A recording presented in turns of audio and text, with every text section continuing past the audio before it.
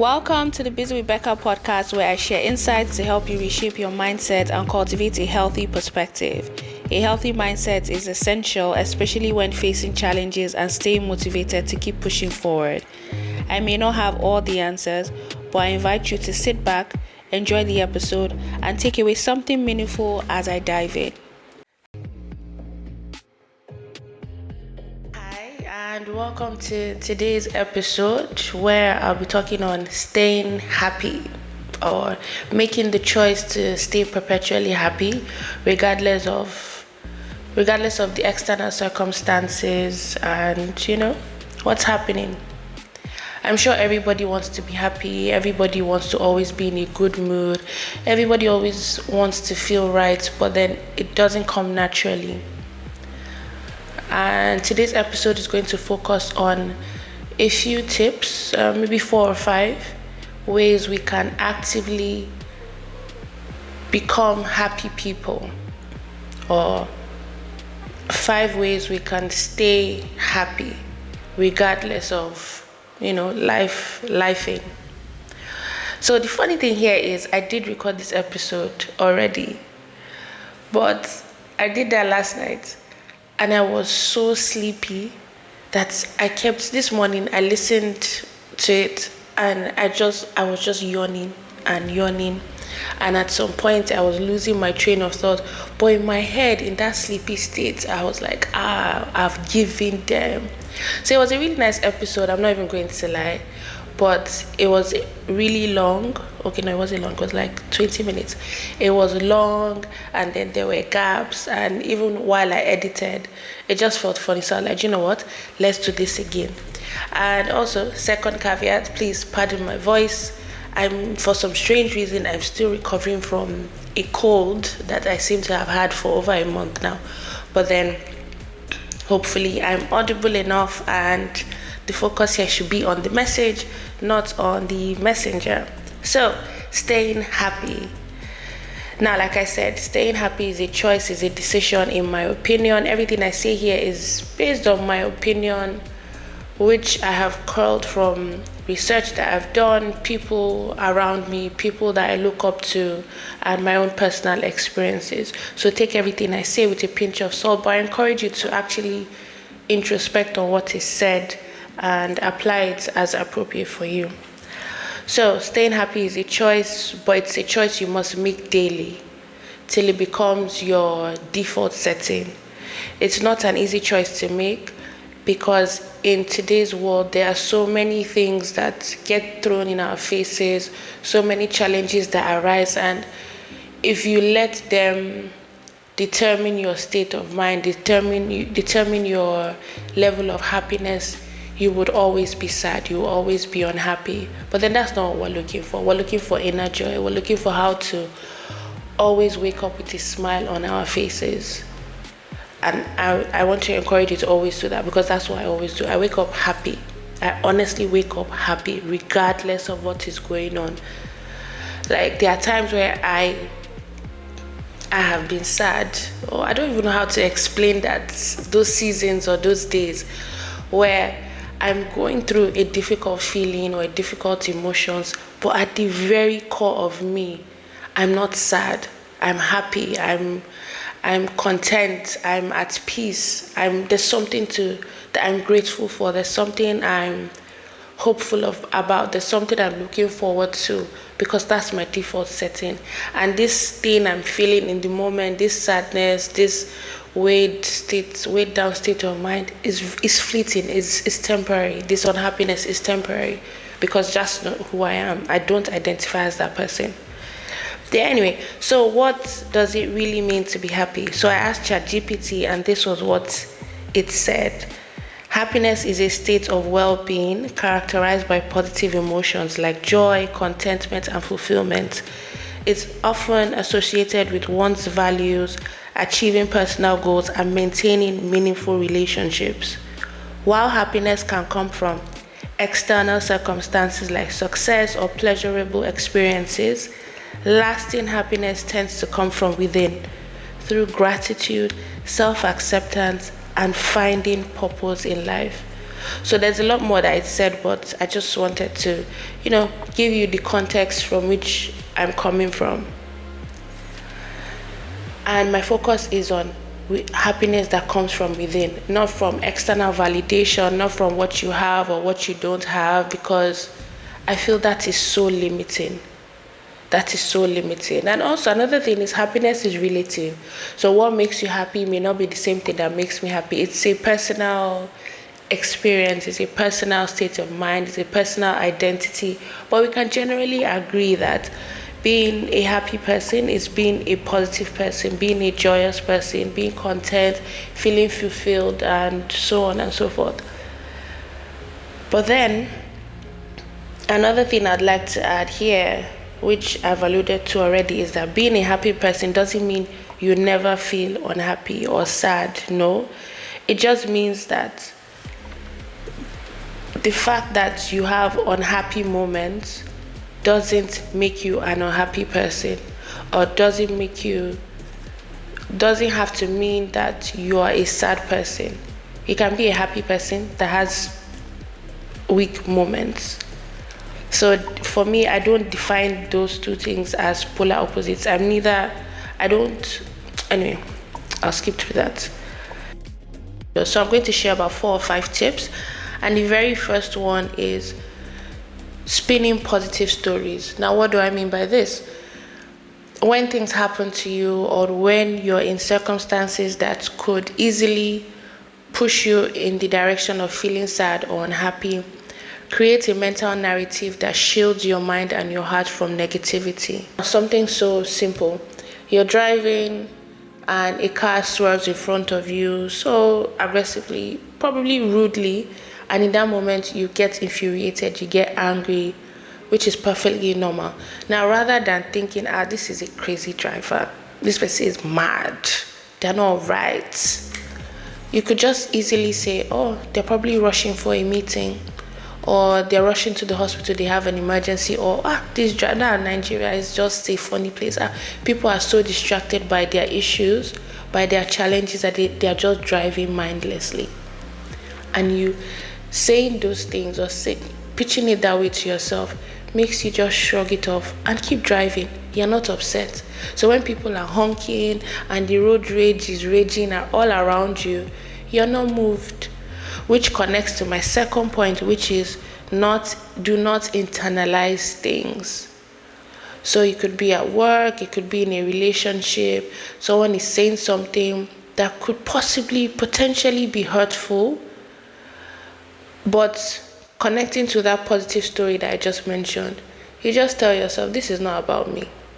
Whatever this person is saying, or how they are feeling, or how they are expressing themselves, is not about me. It's about how they are perceiving life. It's about what they are going through. And you just shrug it off and move on.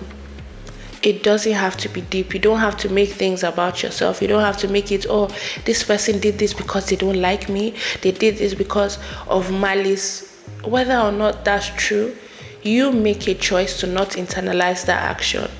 You make a choice to let things go. You make a choice to just smile and shrug it off. Because at the end of the day, you have control over your internal environment, over your heart, over your mind, over how you interpret things. So let's internalize less negativity and pull in more positivity into our hearts.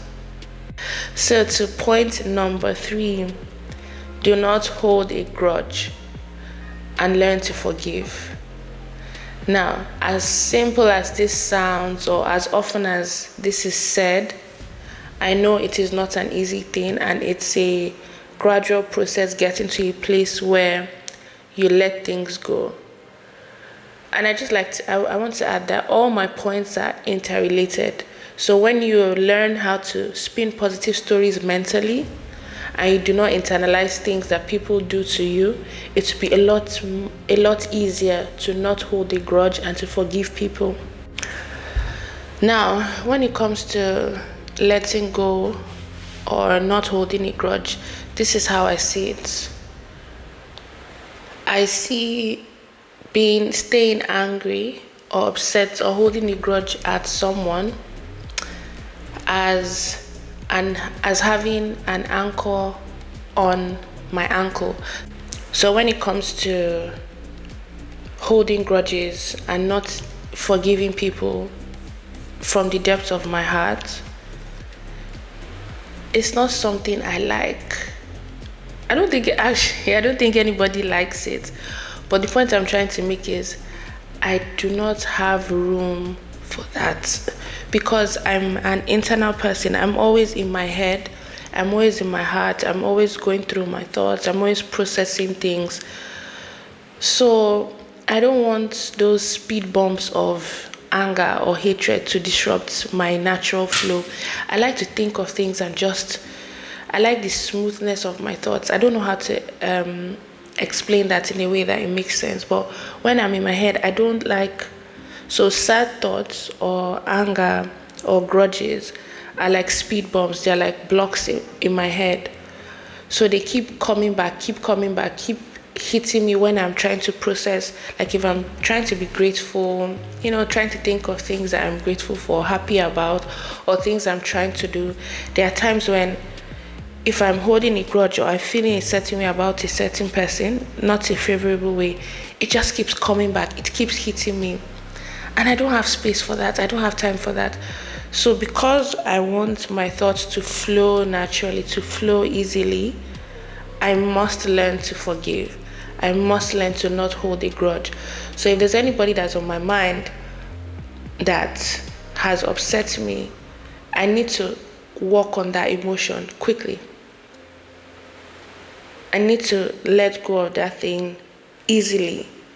Now, for me to do that, and because I know I don't have control over how people relate to me, how they perceive me, how they treat me, I have to work on my own self and let go from the inside. So that whole thing of, you need closure, you need to have a conversation and get to the root of why this thing happened or why this person has upset you, for me, it's just a construct that keeps me bound to that other person. It's just something that keeps me latched to that emotion that is now currently weighing me down. And I don't need that. So I just see the anger and the grudge as a metal wrapped around my ankle and stopping me from flying. Now, because I feel that everything is a decision, everything is a choice, feeling happy is a choice that I'm making, I also conscientiously make the choice to not hold a grudge and to forgive. So I hold no resentment towards anybody. Now, what I tend to do is that after I have let go of this emotion, of this anger, I now create a wall where you're not given permission to put me in that situation again, where I now have to go through this process of walking through my emotions, of letting go of pain, or the whole works. I'm just like, okay, I've let go of this thing. I hold no grudge. I promise you, I feel so much love and care for you. I wish you well. I don't wish pain upon you. I hope you find as much happiness as I am finding. But then I'm not going to give space to you in my mind. You're shoved to the corner. Day your day, I day my day. We're all happy. So that sense of, there's this thing when people say, you need closure, you need to have a conversation. No. I just feel closure is just a scenario people latch on to justify their pain. And it's that thing that they look forward to. Is this grand thing they give so much weight that once this thing happens, I'm going to let go. No, it's not the conversation that is going to help you let go. It's you choosing to let go, choosing to forgive, choosing to follow the way of Christ and just letting things. Now, my next point is about radically accepting that you have no control over people. You have no control you have no control over people and external circumstance. Things are just the way they are. People are just the way they are. Now, if you're the kind of person who ties or ties so much to how other people treat you, you're going to have a difficult time learning to stay happy and be happy. Let me explain that. Let me expatiate. You need to accept that you can't control other people, and your scope of influence in this life is limited to what you put out and what you accept in. So whatever other people perceive of you, how they interpret what you do, what you say, how they rank you in their lives is really out of your control. You might hope that they rate you highly, especially people you care about. I'm talking about family, friends, loved ones, people, your children, your parents. You would hope, or you would naturally expect, that they would rate you highly, and I hope that's the case for you.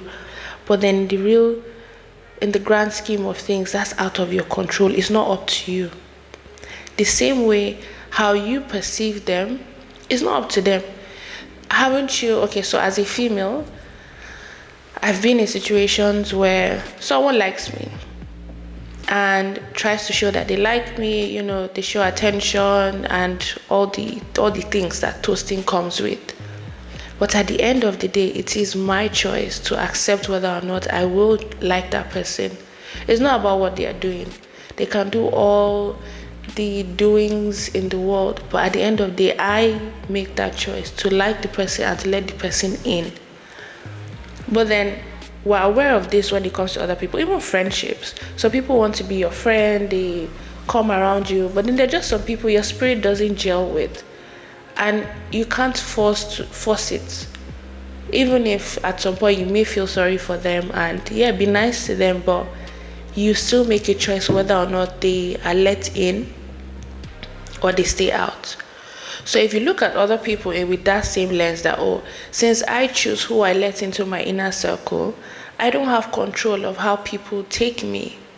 So why then would I start worrying or obsessing over or getting frustrated because people aren't acting the way that I want them to act?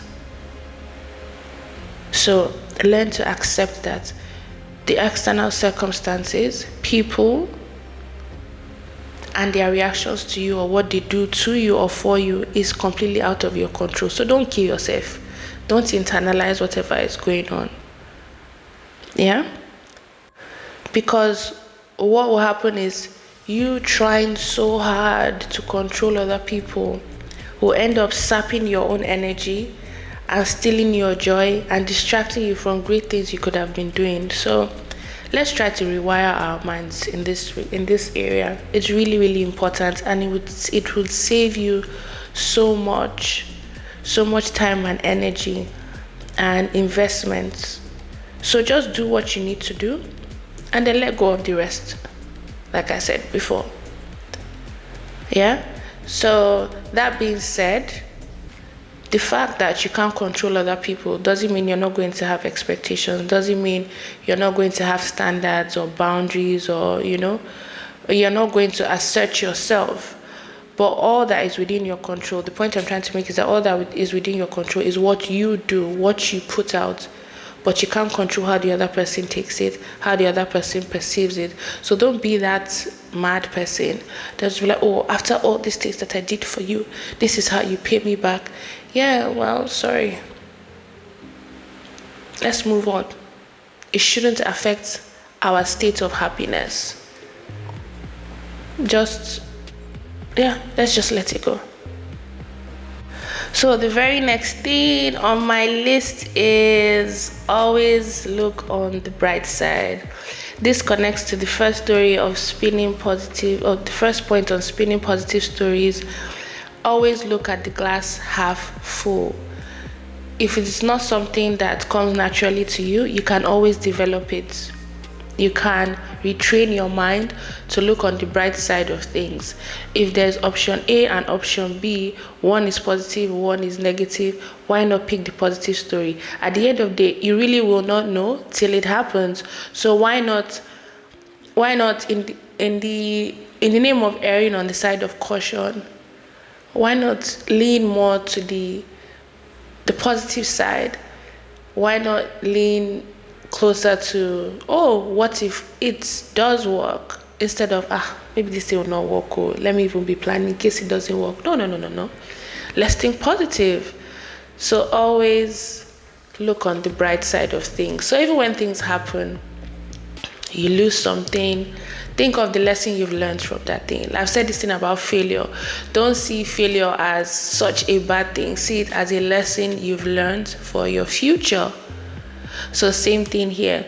When you look at the glass, in fact, I even want you to go further and be a chronic optimist. Now, this is not for external consumption. You're not doing it for people. This is from the inside. So there are certain areas of my life where I'm a chronic optimist. I may not talk about it because it sounds like, oh, I'm being unrealistic or I'm not in touch with the real world. And that's fine. I'm not trying to convince other people. This is about me.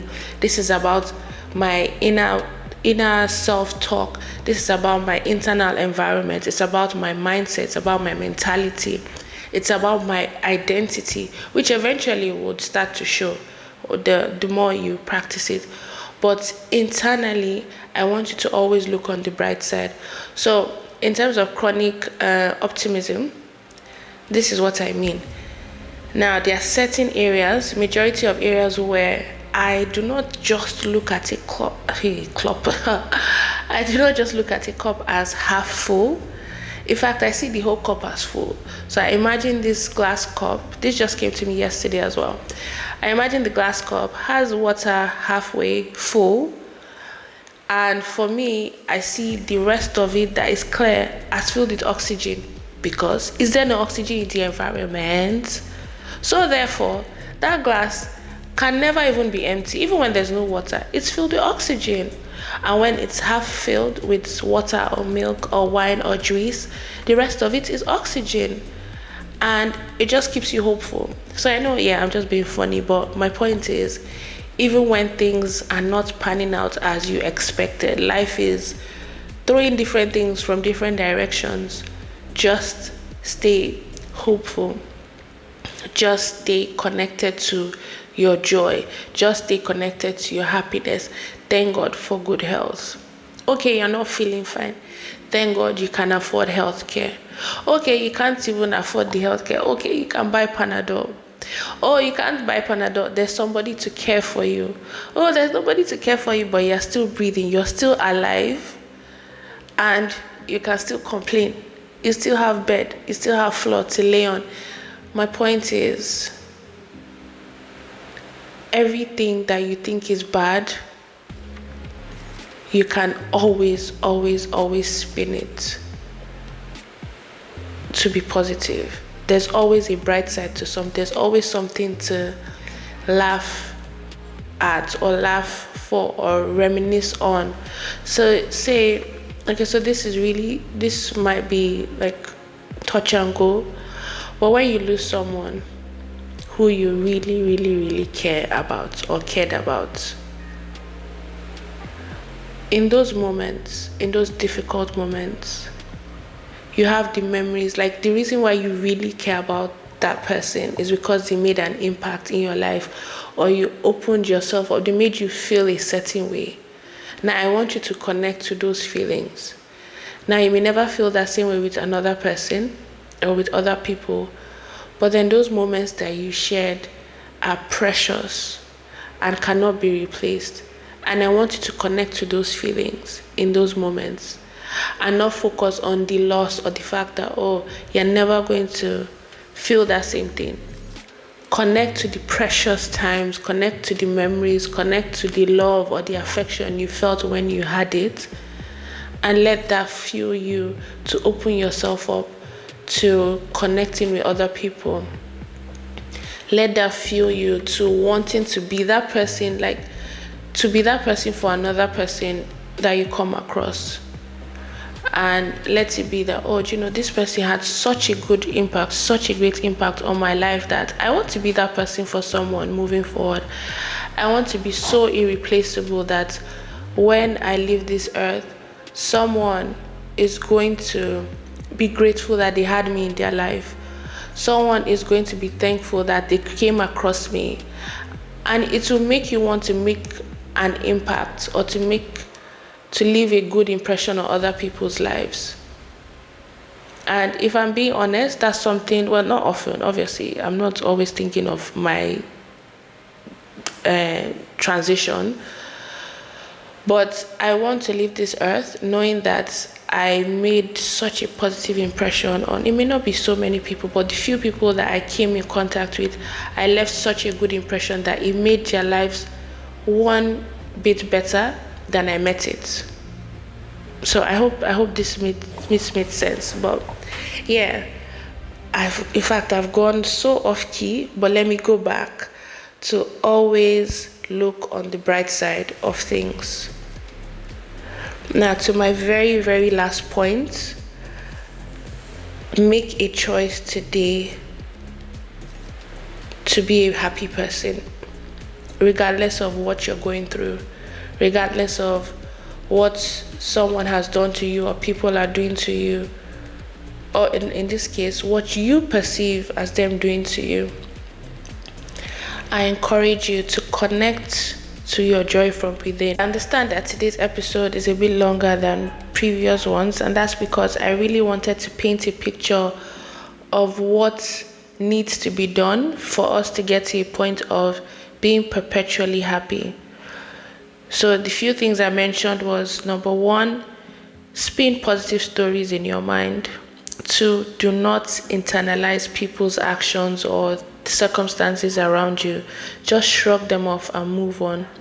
3, do not hold a grudge and learn to forgive. Not because of the other person, but for your own peace of mind, and so you can fly. So you're not anchored to pain always. 4, radically accept that you cannot control people, you cannot control circumstances, you can only control what you put out into the world and what you accept. And then number 5, always look on the bright side, regardless of what happens. Next thing I mentioned, number 6, was develop an eternal perspective on things, which is, in the grand scheme of things, this thing that is bothering me now, will it be important tomorrow? Will it be important next month? If it's not going to affect you long term, if it's not going to be such a big deal tomorrow when you think about it, then don't pay too much attention to it today. Don't let it ruin your joy. Don't let it steal your happiness today. Oh, I think I actually forgot to mention that point, but then this is me mentioning it. In the grand scheme of things, is that thing that is bothering you this moment going to be important tomorrow? No. Then let it go. Don't make such a fuss about it. And finally, make a conscious choice today to stay happy regardless of your current circumstances. Let it be an identity you want to cling to today. Let it be a lifestyle you want to live. You need to choose to be a happy person. If it doesn't come naturally, there's some people that are predisposed to always being happy, to always being positive, and I honestly identify as one of those people. See what I did there? I'm identifying. But if it doesn't come naturally to you, you need to make a choice that, look, moving forward, I don't want to be a negative person. I don't want to lean into negativity. I don't want to always dwell on why things aren't working out for me. I want to look up to, the things that are working for me.